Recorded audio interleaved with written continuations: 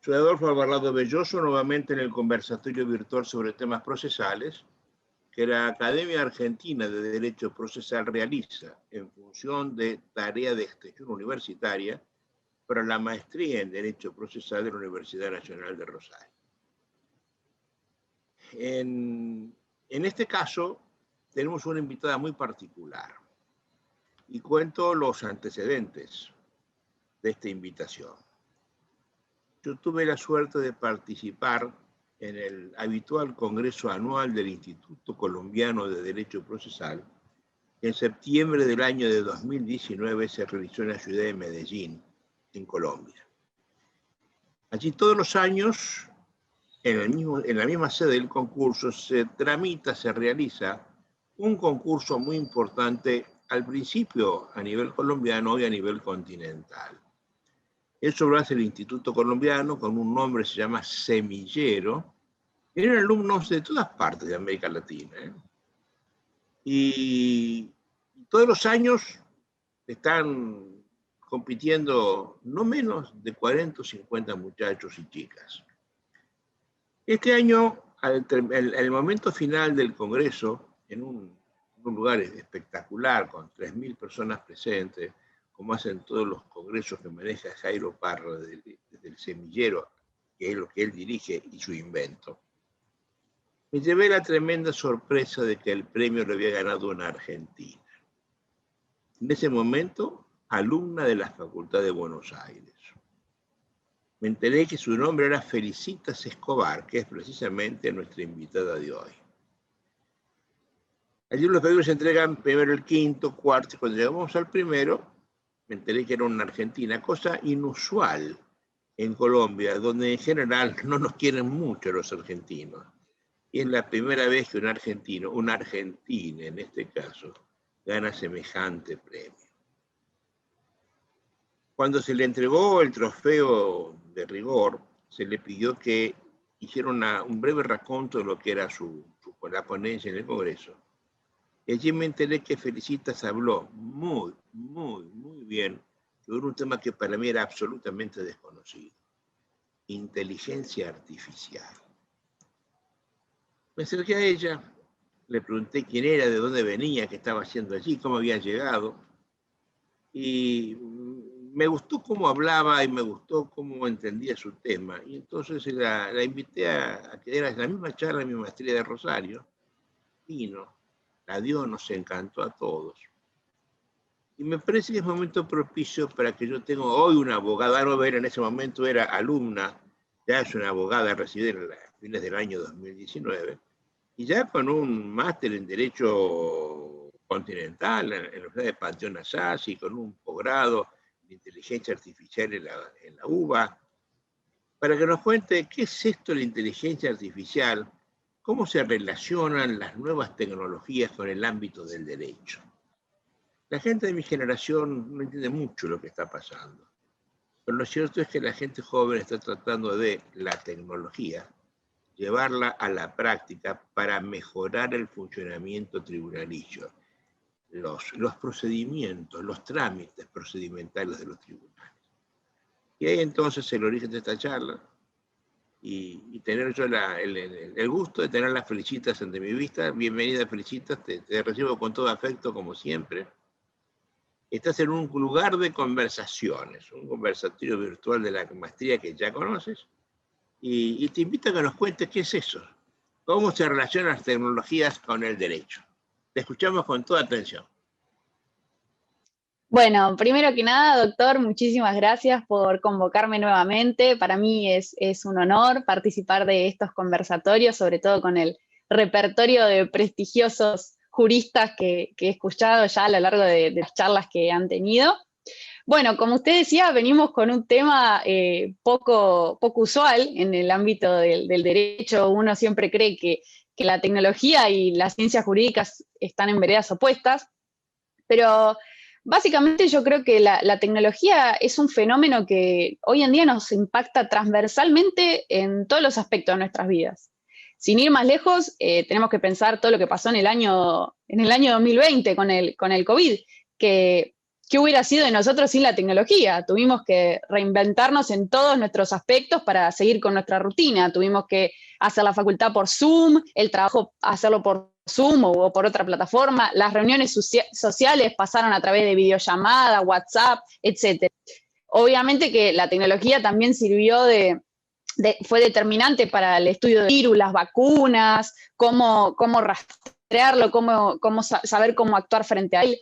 Y esto creo que es una prueba más, esta circunstancia es una prueba más de que hoy en día nos encontramos atravesando lo que muchos autores denominan la cuarta revolución industrial, que es básicamente que la tecnología dejó de ser un asistente para mejorar nuestras capacidades físicas. La tecnología hoy se centra en el centro de la escena, para la redundancia, y viene, como decía, a modificar todos nuestros esquemas, las formas que nos relacionamos, trabajamos y pensamos. Dentro de esta cuarta revolución industrial, la piedra angular viene a ser la más disruptiva de las innovaciones, que es justamente la inteligencia artificial, tal cual refería usted.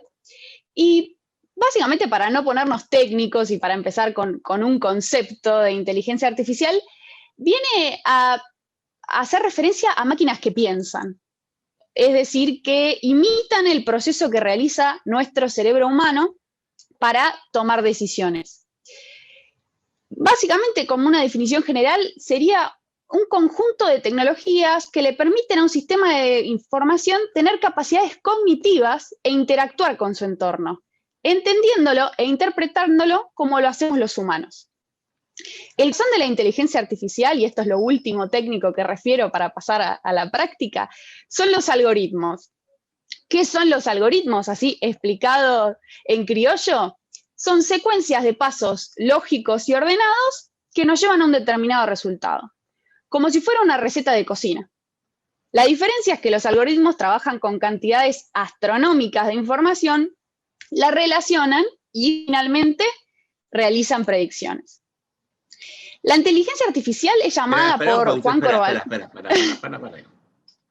Explícamelo mejor, yo soy muy torpe con estas cosas. A mí me ha costado un enorme esfuerzo manejar el Facebook, el WhatsApp. Manejo, pero bueno, pero no es tan simple. ¿Qué es eso? ¿Cómo trabajan? ¿Qué es una receta de cocina en esto? ¿Cuáles son los datos? ¿De dónde salen? ¿Quién los puso?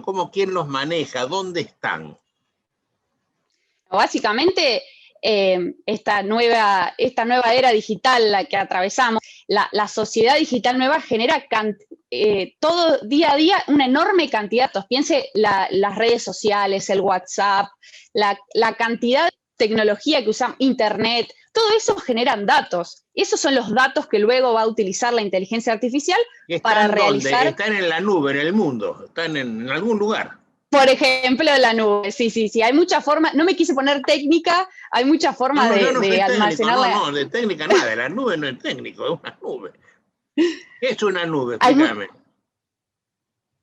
Una nube es un espacio que no es físico para almacenar cantidades astronómicas de información, porque los espacios físicos tienen un límite, básicamente. La nube, obviamente, también tiene un límite, pero es distinto cómo se almacena la información. Para ponerle un ejemplo de cómo actúa la inteligencia artificial en el día a día, más o menos, Amazon, por ejemplo, está desarrollando supermercados inteligentes. ¿Qué hacen en estos supermercados inteligentes? Uno entra con el celular y el supermercado inteligente identifica qué productos yo tomo de las góndolas y luego, al salir, ya directamente me cobra. No tengo que hacer absolutamente nada. Yo entro al supermercado y salgo. ¿Qué hacen los supermercados inteligentes? A través de inteligencia artificial, por ejemplo, en cámaras de reconocimiento facial, me ven qué productos agarro y luego directamente me los cobran.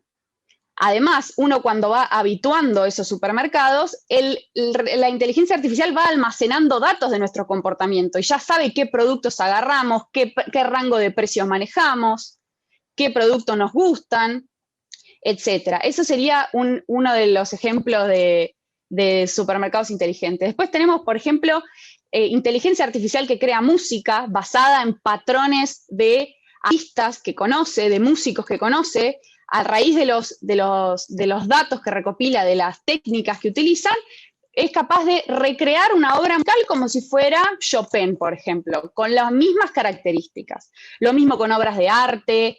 Es decir, inteligencia artificial a través de datos, que obviamente los datos son provistos por los programadores, no es que yo programo la inteligencia artificial, sino que la inteligencia artificial a través de datos realiza predicciones, es capaz de reconocer patrones y repetirlos. Se ocupa de poner en la nube ciertas cosas. Sí, por supuesto, por supuesto. A ver, hasta ahora la inteligencia artificial... Los programadores. Sí. Los ingenieros informáticos. Sí, entre otros. A ver, si yo tuviera los conocimientos o fuese un poco más instruida en el tema, quizás que yo también podría programar una inteligencia artificial, pero la realidad es que no. Nosotros, los abogados, somos usuarios de la inteligencia artificial, nos aprovechamos de sus ventajas, que después le cuento un par de ejemplos también. Pero básicamente es... Bueno, le cuento si quiere unos ejemplos. Bueno, tenemos del ámbito privado y por parte del Poder Judicial. El ámbito privado tenemos un montón de aplicaciones, como por ejemplo el software ROS, elaborado por Watson de IBM, que es un abogado robótico, que es capaz de memorizar leyes, jurisprudencia y responder consultas como si fuera un abogado. Tenemos otro software que se llama Mark-Gini Matrix, que redacta contratos en base adaptándose a los cambios regulatorios. En vez de el abogado tener que, por ejemplo, el abogado de un banco, tener que estar atento a los cambios de regulaciones e ir cambiando contratos, etcétera, la inteligencia artificial lo hace en pocos minutos. Después tenemos softwares que ayudan a la gente a elegir el abogado que más se ajuste a la controversia que están pasando. En base a las particularidades de su caso, le ofrece un ranking de abogados que se ajusta mejor al conflicto que ellos tienen. Eso entre algunos ejemplos. También tenemos, esto que estoy hablando son en el ámbito internacional. También tenemos en Argentina un montón de emprendimientos de este tipo. También existen eBay, la página eBay tiene un sistema de inteligencia artificial que soluciona los conflictos entre partes de una compraventa por internet en base a los comportamientos del comprador y del vendedor, y en base a eso decide quién tendría razón. Si las partes no están de acuerdo, ahí viene el factor humano. Pero acá podemos ver cómo la inteligencia artificial tiene la capacidad de realizar automáticamente tareas que al humano le llevan un montón de tiempo. Es decir, viene a quitarnos las tareas automatizables, las tareas rutinarias, las tareas de menor calidad, para hacerlas en pocos minutos, que yo creo que eso es una de las claves de la irrupción de la tecnología en el ámbito del derecho. Dejar de lado las tareas mecánicas a las que estamos acostumbrados para ocuparnos de otros temas, del cara a cara con el cliente, de la negociación, de la conciliación, etcétera. Eso en el ámbito privado. ¿Vos crees realmente que se puede resolver un problema penal, por ejemplo, con una inteligencia artificial? Bueno, en Estados Unidos, por ejemplo, hay un sistema de inteligencia artificial que se llama Compass, que actualmente tiene casos bastante controvertidos, pero se utiliza, que hace un ranking de posibilidad de reincidencia de un imputado, de un condenado. Hasta ahora hubieron varios casos, como por ejemplo uno que se llama el caso Loomis, ¿sí? Que es muy conocido, que el imputado arregló un juicio abreviado, reconoció un par de delitos de menor envergadura, y el juzgado en base al scoring, se llama, ¿cómo se dice? Al puntaje que le dio Compass, le dio 6 años de prisión. En base a eso, el condenado apeló esa decisión porque no sabía cómo había actuado el algoritmo, qué puntaje le había dado, no tenía explicación. Y en base a eso, el caso llegó a la Corte de Wisconsin, y la Corte dijo que no necesitaba saber cómo funcionaba el algoritmo, que el algoritmo solo había sido un apoyo, el sistema de inteligencia artificial solo había sido un apoyo para los jueces para decidir. Ahí tenemos un caso bastante controversial, porque se nos presentan varios problemas. Por un lado, la explicabilidad de los algoritmos, yo entiendo que es algo peligroso, porque no podríamos apelar debidamente una sentencia si no sabemos cuál fue la razón por la que se nos asignó un mal puntaje. Y por el otro lado, hay muchas investigaciones como la de ProPublica que dicen que Compass tiene resultados sesgados, es decir, discriminatorios. Tiende a calificar desfavorablemente a las personas afroamericanas, por ejemplo. Ese es un ejemplo de la utilización de un algoritmo, un sistema de inteligencia artificial en el sistema penal. Que sí creo que sí se pueden utilizar, sí creo. Ahora, ¿cómo los utilizamos? Es otro tema. Obviamente que me parece que son una gran ventaja, sobre todo para esto que decía, para eliminar tareas mecánicas y también la subjetividad, porque no nos olvidemos que uno de los grandes problemas... Te paro. Una cosa es eliminar tareas mecánicas, la providencia de por presentado, traslado de la demanda, cito a la audiencia, autos para sentencia. Y otra cosa es hacer un acto de juzgamiento, con la subjetividad que el juzgamiento lleva en sí mismo, ¿no es cierto? El hecho de que alguien mate a otro es un hecho único en el mundo, porque está lleno de circunstancias, de rasgos, diría Samaja, que lo hacen diferente de todos. Los datos, como me estás diciendo, alguien los carga. Y no va más allá de los datos cargados. Por tanto, el algoritmo, como estás diciendo, estará en función de lo que se cargó previamente. Cuando la máquina te recomienda abogados, eso no pasa más de ser un negocio. Alguien se anotó en una lista y alguien lo aceptó, alguien pagó para estar allí, ¿no es cierto? La máquina no puede decir quién es el mejor abogado para el caso, si alguien no le indujo, le dijo a la máquina quién tenía que decir. Hace muchos años, cuando empezaron las computadoras a hacerse esto y la gente se empezó a enloquecer con esto, las colecciones jurisprudenciales que se manejan en la jerga interna se llaman sumarios, se llaman abstracts. El abstract es un resumen de la idea del juez en la sentencia que debe ser redactada de forma tal que yo le saque el abstract y lo eleve directamente a la categoría de norma general. Por tanto, un abstract no empieza nunca por tanto, sin embargo, a pesar de.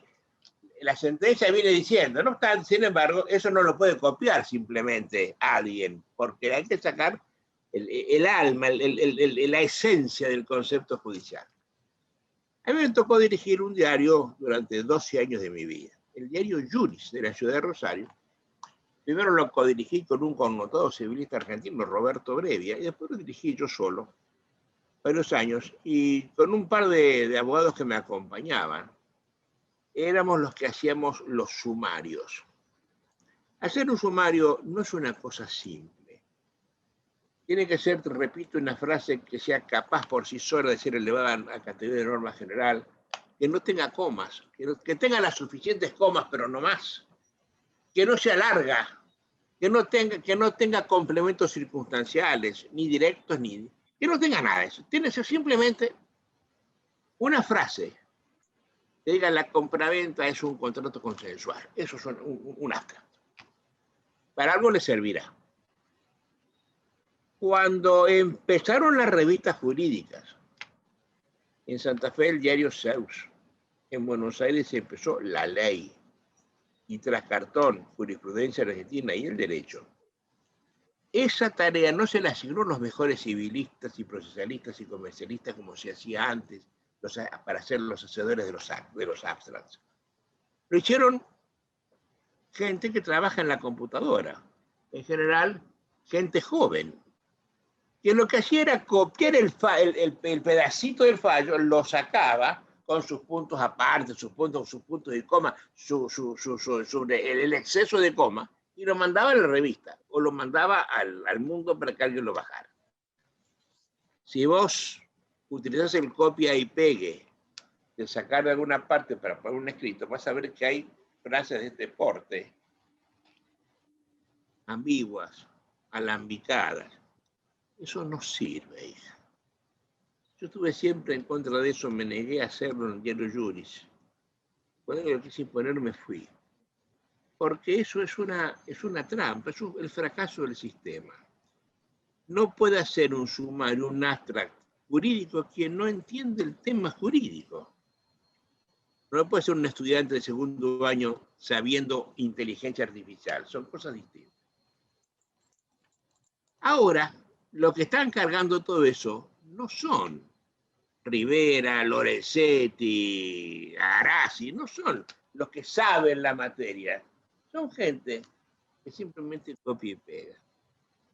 Cuando yo estoy haciendo una base, que vos lo llamás algoritmo, una base de datos, de las cuales alguien va a sacar esos datos para procesarlos, estamos haciendo algo que por sí mismo es incompleto y es imperfecto.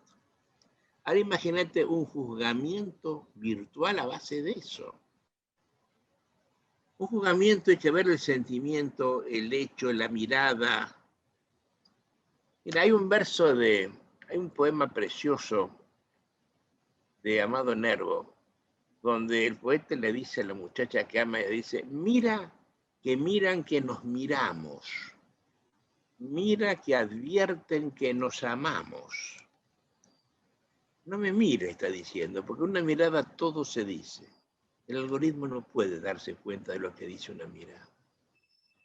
Entonces yo tengo mis serias dudas de todo esto. Te estoy escuchando con mucha atención y lo pongo esto para que alguien lo piense, ¿no? Yo creo que proveer un escrito con esto sería fantástico. Pero hacer sentencias me parece que no, ¿no? Eso me estás contando de Estados Unidos. Y que la Corte haya dicho que no a quien le dijo que no sabía por qué le habían condenado, me parece un disparate, ¿no? Quiero que sepas que el que pierde, el condenado, tiene que saber por qué lo condenan, hija. Y si lo condena una máquina, le dicen por qué lo condenaron, todo esto es un enorme disparate, ¿no? Entonces, yo empiezo a admitirte todo esto. Para la mecanización del trámite procedimental, me parece fantástico. Pero me niego a que alguien diga que no se puede juzgar, ¿no? Así que vuelvo ahora acá. Ya te estoy hablando yo de los riesgos de la implementación en un sistema judicial, ¿no es cierto? Si yo lo implemento así, tengo riesgos potenciales severísimos. Imagino que opinarás lo mismo vos. Sí, doctor, por supuesto. Es más, le iba a contar que otro caso posterior, pero fue en Kansas, la Corte de Kansas dijo que sí había que revisar al algoritmo. Vio que a veces depende la jurisdicción, se llega a una solución u otra. Pero mientras tanto se comió 6 años de prisión sin saber por qué, hija. Sí, eso por supuesto. El caso de Compass lo cuento. Estados Unidos con una constitución libertaria. Todo esto funciona. En la Alemania nazi, en la Italia fascista, eso funciona allí. Los autoritarismos que son, que van más allá, pero las constituciones no son fascistas, ni la nuestra ni en Estados Unidos. Entonces que alguien en Estados Unidos diga que la constitución es fascista, me parece un disparate. ¿Qué es lo que surge de ese fallo que me está diciendo, ¿no? Uh-huh. Bueno, el caso de Compass, que se llama caso Loomis, lo contaba como ejemplo a la pregunta de ustedes y cómo interviene una inteligencia artificial en el juzgamiento. Obviamente que yo estoy de acuerdo con usted en el sentido de que para automatizar proveídos sería espectacular, pero sin perjuicio de ello, sí creo que la inteligencia artificial va a tener cada vez más intervención en el juzgamiento. Ojo, porque acá es donde tenemos que hacer el cambio de paradigma. Aquí no se trata de que los programadores solamente son los que diseñan el modelo para luego tener una sentencia, un dictamen, lo que sea. Aquí se trata de un trabajo conjunto. Y acá me parece que es donde hay que hacer la diferencia. Los abogados ya no nos podemos, creo yo, conformar con los horizontes clásicos de nuestra profesión, sino que nos tenemos que combinar junto con los expertos en tecnología para lograr después en un futuro un modelo que sirva y obviamente siempre revisado por un ser humano. El error va a estar en el que confiemos en la tecnología al 100% y no revisemos justamente los resultados. Yo creo que ahí está la diferencia y donde tenemos que involucrarnos como abogados, porque la realidad es que la tecnología ya está acá, ya avanzó, no va a volver para atrás. A ver si te entiendo. ¿El resultado de la tecnología lo reviso yo? Por supuesto, si lo reviso yo, sí. Entonces estoy haciendo, el resultado tiene ahora una referencia humana y depende de mis tiempos y de mis ganas. Por tanto, no sirve para nada eso. Si vos la tecnología la sujetas a lo que yo diga de la tecnología, ya no te sirve. Y vos no vas a encontrar nunca un jurista de nota, un profesor titular de la UBA que se ponga a trabajar contigo para hacer un algoritmo en materia de contractual o en materia penal. Van a ser siempre chicos jóvenes. Por eso yo creo como vos, vamos hacia eso. Yo te lo acepto eso. Vamos hacia eso. El otro día, al comienzo de la pandemia, tuve la oportunidad, de casualidad fue, de presenciar un Zoom con un juzgamiento penal en una provincia del sur del país. Estaba de los 3 jueces en el juicio, estaban en su casa, el secretario en la suya, el fiscal en su despacho, el defensor en su casa, en su bufete, y el imputado en la cárcel. Se desarrolló todo el juicio, se tomaron las audiencias, etc., y se le pusieron 12 años de prisión. Yo me horroricé, porque dije, mira cuántas cosas hicieron mal. El abogado no estaba al lado del imputado. No podía consultarlo. Para hacer una cosa había que parar todo el Zoom para hacerlos hablar por una línea directa. Los testigos no deponían delante del imputado, no lo veían. O sea, no están viendo en un Zoom con 20 personas, no están, ni les importa. Y una cosa es declarar algo en contra de alguien en presencia de ese alguien, otra cosa es hablar por hablar, ¿no? A mí me parece que eso fue un juicio, si no en ausencia, fue cuasi en ausencia. Y eso está prohibido desde hace 200 años. Hay constituciones como la de Albania, por ejemplo, que lo prohíben expresamente. En la Argentina no está permitido, y sin embargo lo estamos haciendo. Es decir, lo que vos estás contando ya llegó, y yo creo que para quedarse. Porque cuando yo salgo a decir estas cosas, es un viejo loco, me están contando. Atado al pasado. No entienden las cosas. Lo que yo siento es que mi constitución me prometió un proceso legal, un debido proceso, a favor mío, no a favor de la justicia, ¿no? Por eso le tengo mucho miedo, Felicita. El otro día, yo hace muchos años hice unos cuadros con toda la tramitación de todos los pleitos.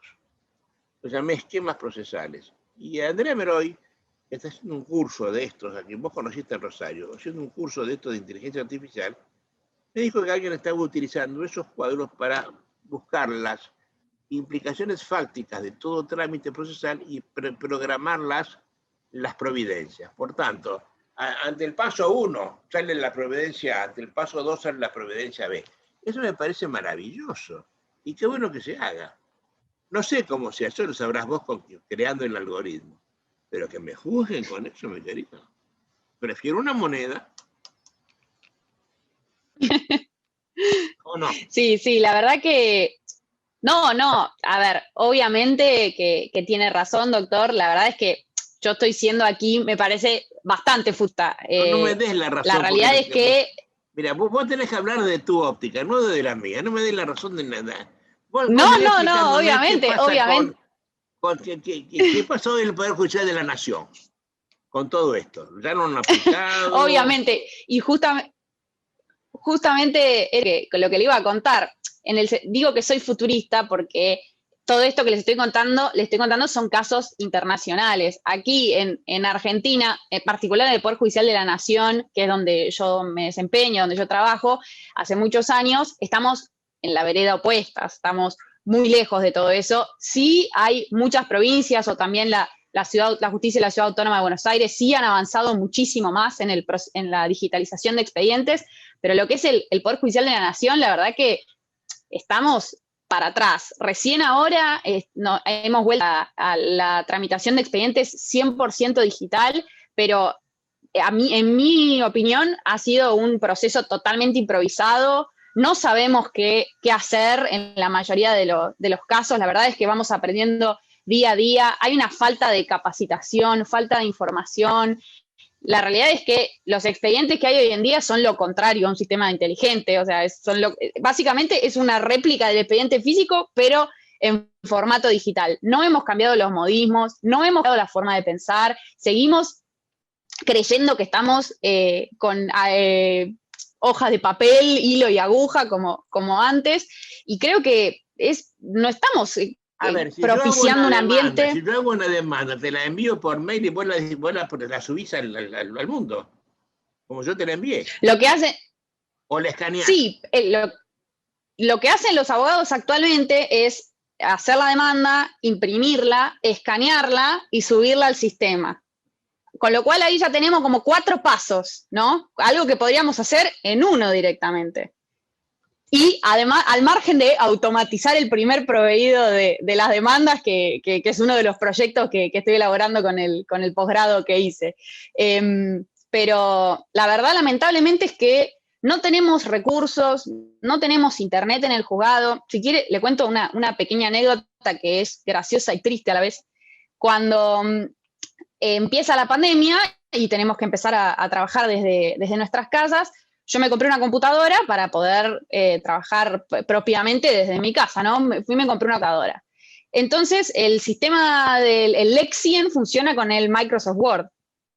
Entonces, el Microsoft Word no es gratuito, hay que tener una licencia. Obviamente, el Poder Judicial de la Nación tiene una licencia para trabajar con Word. ¿Qué hice yo? Llamo a sistemas y le pido por favor que me habiliten a trabajar en mi casa con el Word.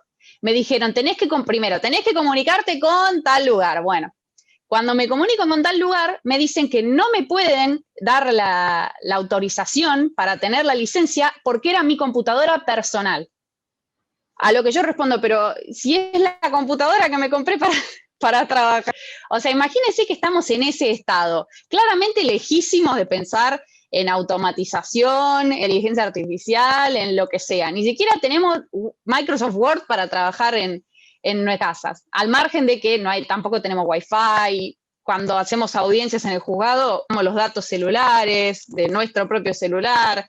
La verdad es que me siento, planteando todo este tema de la inteligencia artificial, me siento como muy ajena desde el lugar de donde estoy. Me encantaría que fuese de otra forma. Entiendo también por qué usted lo ve tan lejano también, porque nuestras estructuras tradicionales son lo contrario a este paradigma inteligente, pero la realidad es que algo hay que hacer. Si nosotros queremos una justicia más ágil... Quien te dijo esa respuesta es un idiota genético vocacional, ¿eh?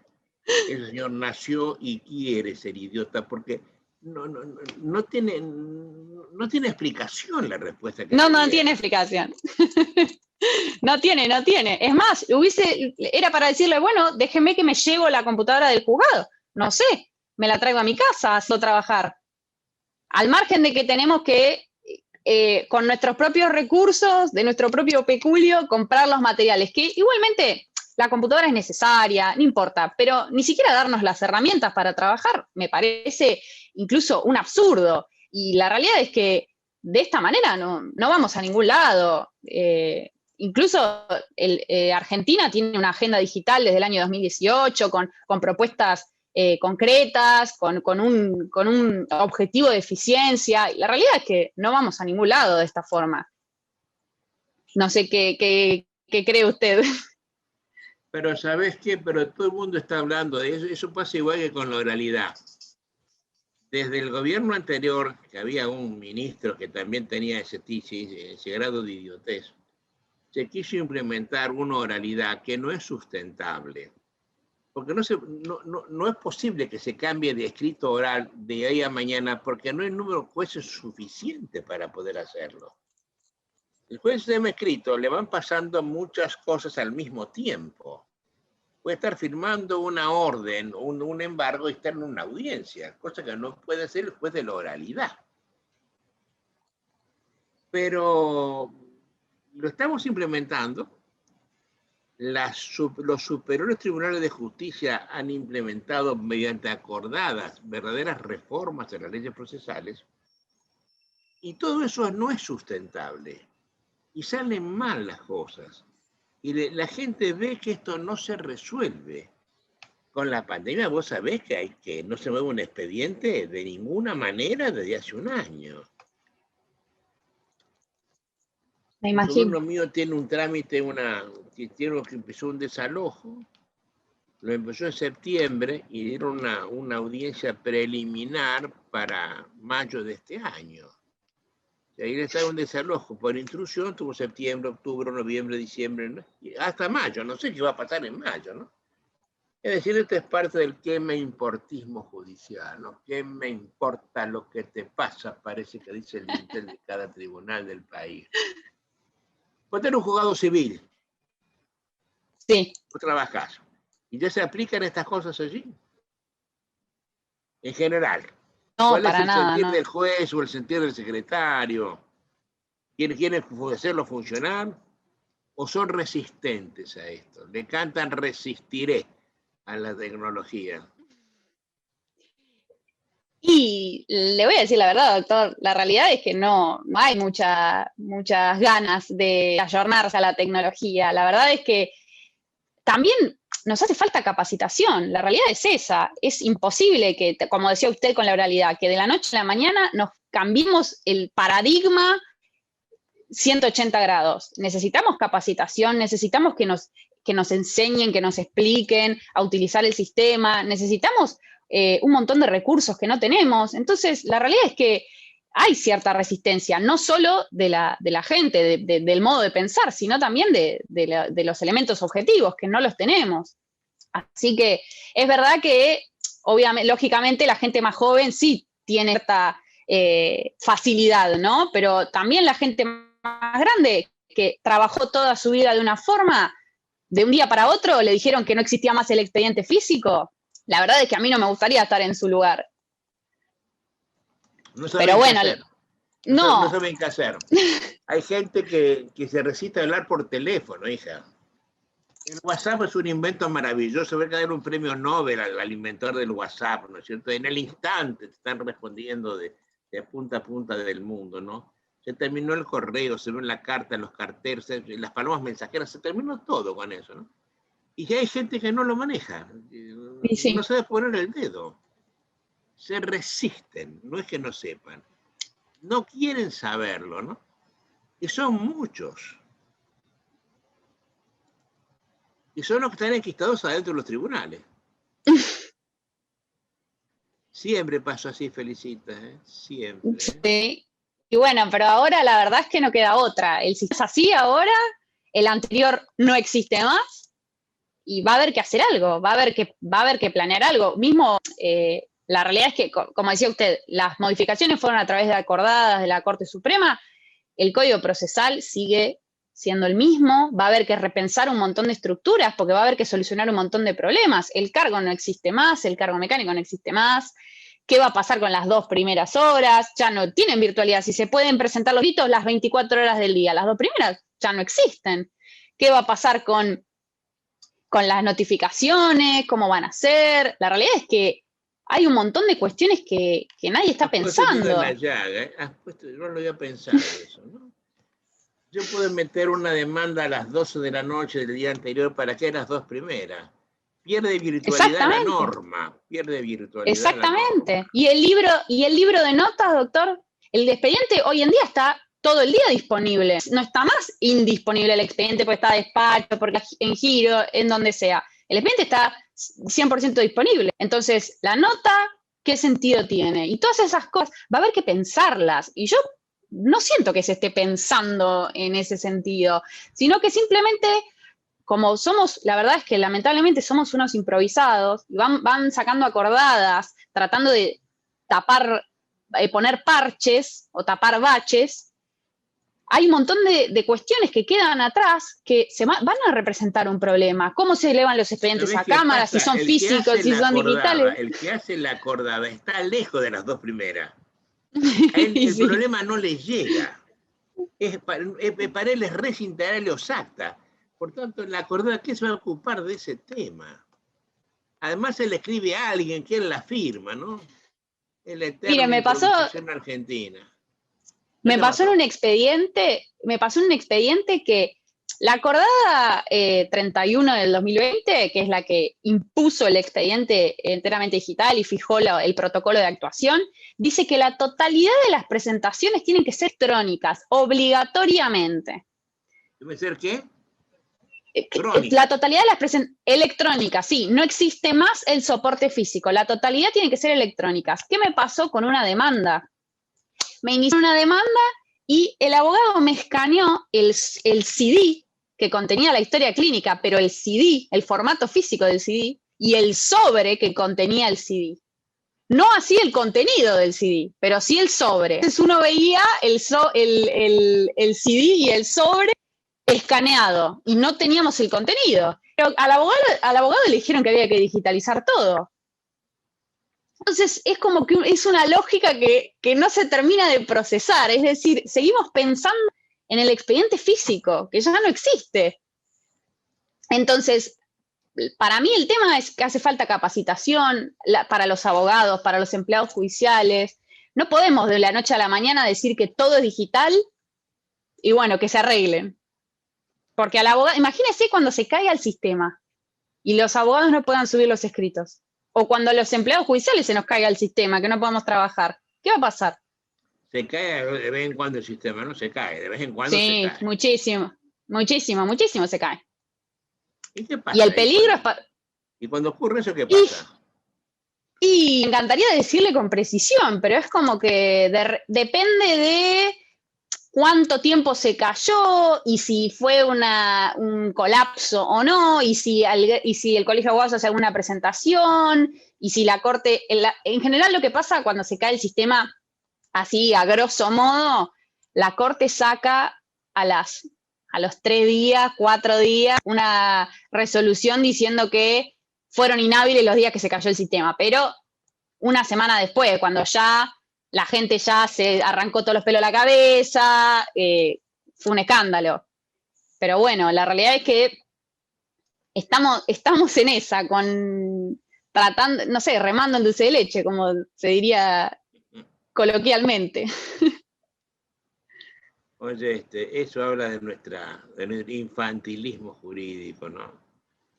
Yo tengo una desazón terrible porque frente a este panorama, además, los jueces legalmente se autoempoderan. Entonces, cuando vos te autoempoderás, vas a ser un dictador dentro del proceso.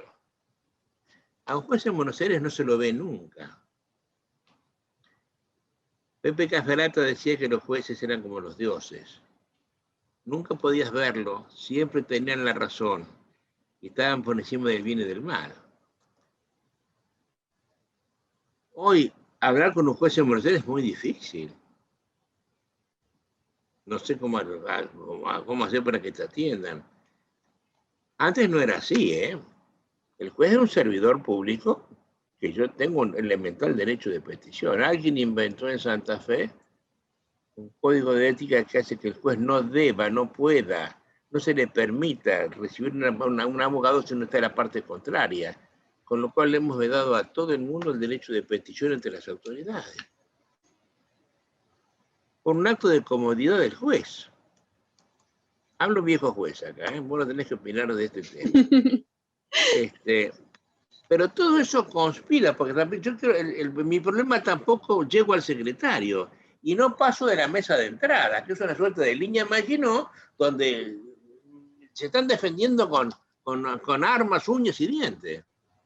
Es una tarea terrible del abogado en estos momentos y con estas cosas estar litigando contra la parte contraria, contra el abogado contrario, contra el tribunal, contra la mesa de entrada, contra el secretario, contra el sistema, contra todo el mundo. Tenemos una profesión que es altamente estresante. pero también para vos, ¿eh?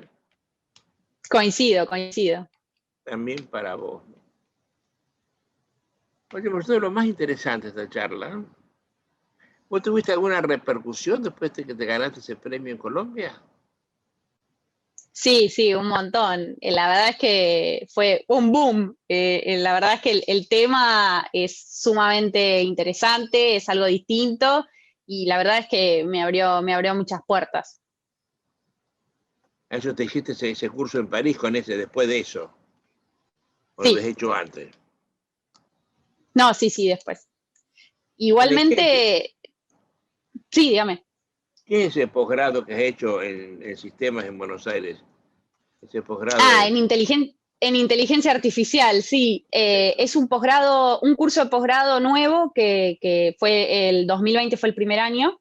Lo organiza la UBA con el Laboratorio de Innovación de la Facultad de Derecho y Ciencias Sociales de la UBA. Sumamente interesante, duró un año y fue básicamente la relación del derecho en todos sus aspectos y la tecnología. Básicamente preparando a lo que ellos llaman los abogados 4.0. ¿Qué son esos? Y Igual que el básicamente los nuevos teléfono, abogados, igual que la red lo, telefónica. y los 4G. abogados, más o menos, bueno, 5G ahora, porque ya salió el 5G, pero los abogados que, como les decía, ya no somos abogados tradicionales, sino, bueno, yo me incluyo ya, pero con conocimientos sobre tecnología, con conocimientos sobre otras disciplinas. La verdad es que hoy en día, si no abrimos la cabeza y si no nos ponemos y si no intervenimos, nuestra disciplina va a quedar un poco obsoleta, creo yo. Y hay un montón de aspectos de la tecnología que el derecho tiene que abordar sí o sí, la responsabilidad civil, qué va a pasar con los robots, qué va a pasar con la discriminación, como hablábamos, de los sistemas de inteligencia artificial, la inteligencia artificial necesita personalidad jurídica o no. Hay un montón de cuestiones y debates súper interesantes que tenemos que ponernos a pensar. Y el derecho como orden social no es para nada ajeno a esta tecnología que hoy en día está en el centro de la escena. Tenemos que pensar en cómo vamos a regular la tecnología, vamos a hacer no estancas como solemos hacer, que van a quedar obsoletas al día siguiente porque va a haber un nuevo avance tecnológico, o vamos a hacer normas generales. Así que la verdad es que me parece que hay muchísimo por hacer. Es fundamental estos cursos, por ejemplo, el que realicé de la UBA, creo yo, que mezclen estas disciplinas. La verdad es que nos explicaron sobre, obviamente, no entendí mucho, o sea, uno abogado no entiende mucho de programación, pero nos explicaron sobre programación, nos explicaron los conceptos básicos, como que uno pueda manejar un diálogo con un programador para poder explicar qué se cita, porque si no, siempre termina pasando lo mismo. Los que hacen los softwares, como decía usted antes, los que hacen los softwares son programadores que no tienen ni idea del derecho, entonces vamos a seguir con problemas. No, vamos a continuar teniendo los abogados que pelear contra plataformas que no satisfacen nuestras necesidades, que no nos dejan hacer lo que, como pasó al principio del 2020 con la pandemia. La Corte había delineado unas pautas de cómo tenían que hacer las presentaciones y mientras tanto los abogados en sus plataformas podían cumplir, pero porque el sistema no los dejaba. Entonces, sí o sí me parece que tenemos que involucrarnos y que tenemos que empezar a conjugar las distintas disciplinas. Oye, hija, para llegar a las firmas digitales se discutieron durante 20 años. Hubo 20 años de discusión, si el documento firmado o no firmado. Bueno, vos acabas de poner el dedo en la llaga y estás previendo un futuro incierto, ¿no? Es una buena advertencia que sirve para finalizar la conversación, ¿no? Tenemos un futuro largo, incierto, pero algo yo rescato de todo esto. Los abogados han empezado a interesarse en esto. Tu ejemplo es paradigmático. Al empezar vos en esto, le estás restando que sean los programadores e ingenieros informáticos los que hagan el abstract que va a ser utilizado como algoritmo para resolver un problema contractual. Alguna cosa tendrás vos, ¿no? Habrá que estudiar también un poco de eso que estudian ellos, ¿no? manejar un poco de programación. El día que un abogado importante, sabedor de su materia, maneje él la programación, quiero yo que ese día recién estaremos en condiciones de hacer lo que vos estás queriendo hacer, ¿no? Pero Ojo, que la tarea no es solo, perdón, doctor, la tarea no es solo para nosotros los abogados, ¿eh? La tarea también es para la gente que está en tecnología, porque la gente va a tener que aprender de derecho si va a querer desarrollar un software, una aplicación. Eso no, de derecho, no, el derecho no. Ellos no tienen mentalidad para eso, ¿no?